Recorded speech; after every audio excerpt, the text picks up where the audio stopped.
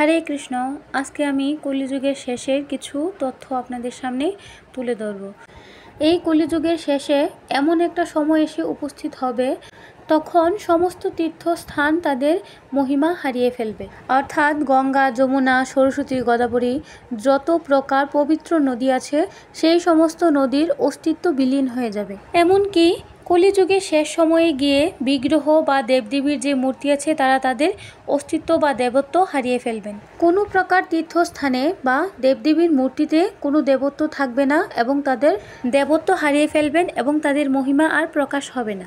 কিন্তু তখনও শুধুমাত্র একটা মাত্র ধাম উপস্থিত থাকবেন এবং একটা মাত্র বিগ্রহই তখনও দেবত্ব প্রাপ্ত থাকবে এবং তখনও তিনি তার মহিমা প্রকাশিত করবেন কলিযুগের শেষ মুহূর্ত পর্যন্ত। এবং তিনি হচ্ছেন এই জগন্নাথ দেব। অর্থাৎ এই জগন্নাথ দেব এবং পুরী ধাম কলিযুগের মহাপ্রলয় পর্যন্ত, কলিযুগের শেষ পর্যন্ত উপস্থিত থাকবেন এবং তিনি তার মহিমা প্রকাশিত করতে থাকবেন। আর তাছাড়া যত প্রকার তীর্থস্থান আছে, যত প্রকার দেবদেবী আছে বা যত প্রকার দেবদেবীর বিগ্রহ আছে বা প্রতিমা আছে, তারা তাদের দেবত্ব এবং মহিমা হারাবেন। কারণ কলিযুগের পাপের প্রভাব এতটাই বৃদ্ধি পাবে যে তারা তাদের সমস্ত কিছু বা সমস্ত দেবত্ব হারিয়ে ফেলবেন।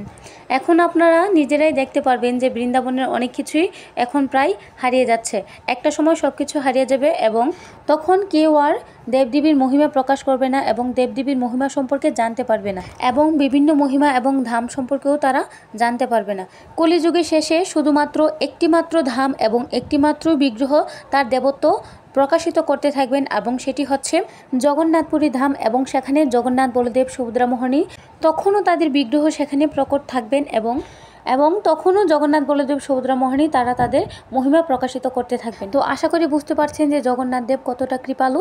তো সবাই যাওয়ার আগে একবার অবশ্যই জয় জগন্নাথ বলে যাবেন। হরে কৃষ্ণ, জয় জগন্নাথ। সকলে ভালো থাকবেন।